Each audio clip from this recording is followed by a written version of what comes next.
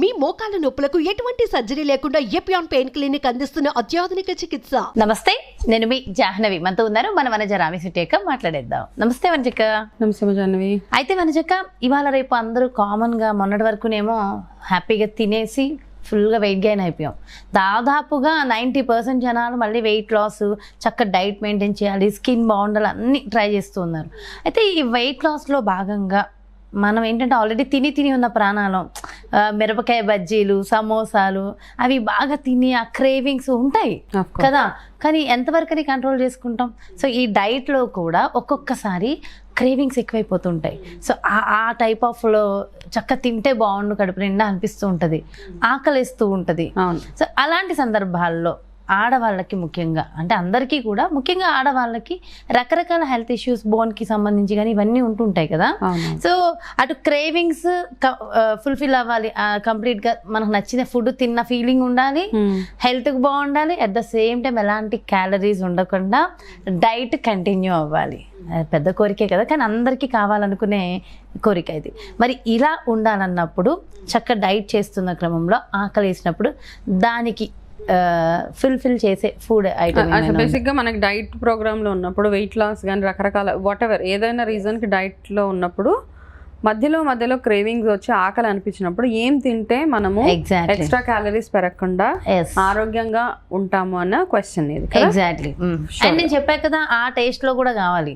మిరపకాయ బజ్జీలు, సమోసాలు ఇవి తిన్న ఆ ఫీలింగ్ లాగా ఫుల్ అవ్వాలి. ఆ డీప్ ఫ్రైలను మ్యాచ్ చేయలేంలే కానీ ఆ డీప్ ఫ్రై నేనైతే అంటే ఫస్ట్ అండ్ ఫార్మోస్ట్ థింగ్ ఏంటంటే, నా ఏ ప్రోగ్రామ్ చూసినా, నాది ఎన్నిసార్లు వీడియోస్ చూసినా, నేను ఎక్కడ ఇది మానేయండి, అది మానేయండి అని ఎక్కడ ఏం చెప్పలేదు. ఓకే, అక్సెప్ట్ బయట కొనుక్కున్న ఫుడ్, ఫ్రిడ్జ్లో పెట్టిన ఫుడ్, కొంచెం అంటే ఫ్రిడ్జ్లో పెట్టి 4-5 రోజులు ఉన్న ఫుడ్ బయట కొని, లేకపోతే ఏమంటారు ఫ్రోజన్ ఫుడ్స్ నిలవవి, అవి మాత్రం మైనస్ చేయమనే చెప్తాను. అది కాకుండా మిగతా ఏవైతే soft drinks, junk food, pizza, burger ఇవన్నీ మినహాయిస్తే రొటీన్లో మనం వండుకునే పిండి వంటల దగ్గర నుంచి ఏదైనా కానీ మనం తినడానికి అవి తయారు చేసుకుంటాం కాబట్టి, అది ఏదైనా అవ్వచ్చు, ఆలు బజ్జీ అవ్వచ్చు, మిరపకాయ బజ్జీలు అవ్వచ్చు, లేకపోతే ఇలా వాటెవర్ స్వీట్స్ చేసుకుంటూ ఉంటాం మనము.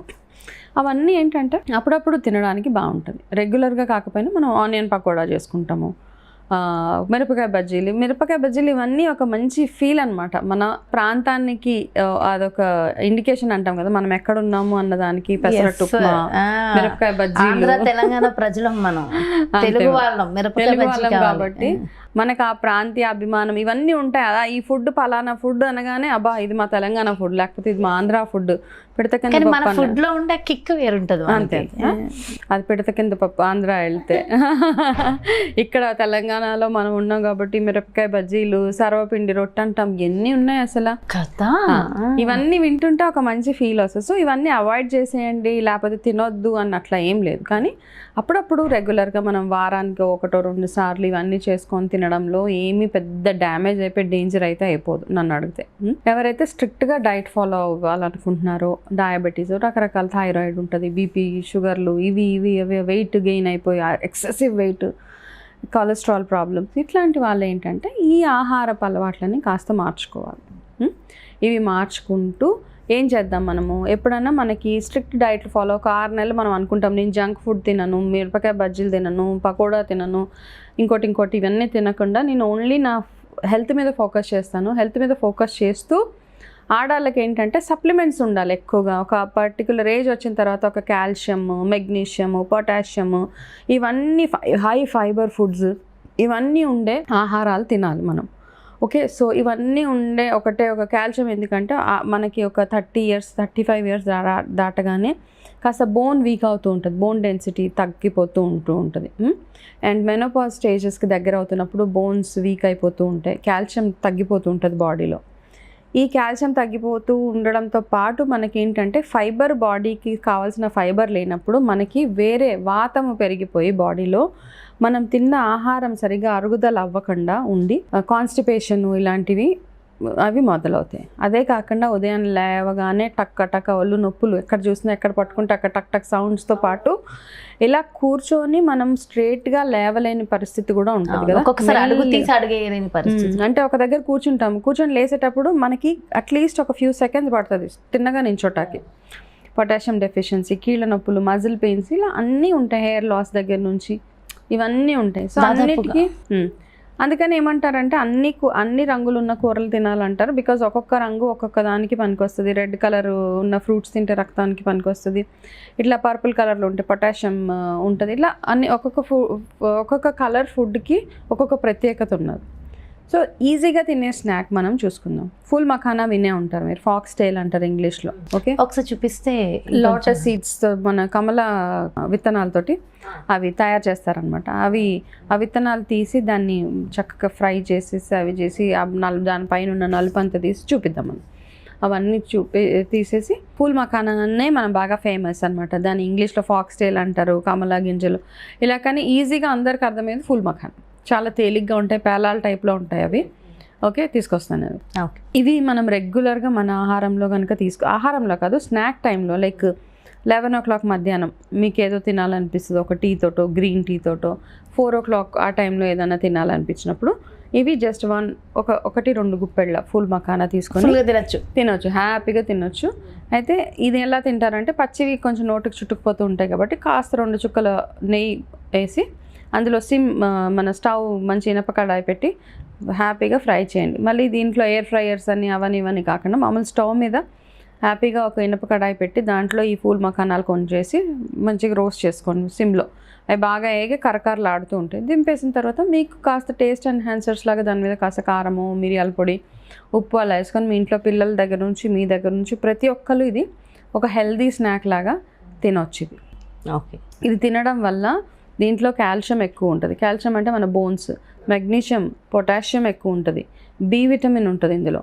హై ఫైబర్ ఉన్నప్పుడు ఏమవుతుందంటే మీరు తిన్న ఆహారాన్ని తొందరగా అరిగించేసి మీకు మీ గట్ హెల్త్ని, అంటే గ్యాస్ట్రో ఇంటెస్టినల్ ప్రాబ్లమ్స్ ఏవైతే ఉంటాయో అవన్నీ లేకుండా చేయడానికి ఈ ఫూల్ మఖానా చాలా చాలా బెనిఫిషియల్గా ఉంటుంది. కాబట్టి మనం అన్నిటికంటే ఇంపార్టెంట్ మనందరికి కావాల్సింది స్కిన్ హెల్త్ కూడా బాగుంటుంది. తొందరగా ముడతలు పడకుండా మన స్కిన్ ఏదైతే ఉందో తొందరగా ఏజ్ కనపడకుండా చేసే ఒక మంచి స్నాక్ అనుకుంటే గనక ఆహార పదార్థం అంటే ఫూల్ మఖానా.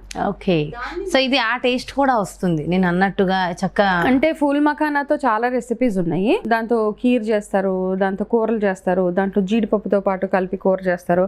ఇవన్నీ చాలా ఉన్నాయి. కానీ ఏంటంటే అవన్నీ చేసినప్పుడు అందులో ఉన్న పోషకాలు ఏవైతే ఉంటాయో అవన్నీ పోతాయి.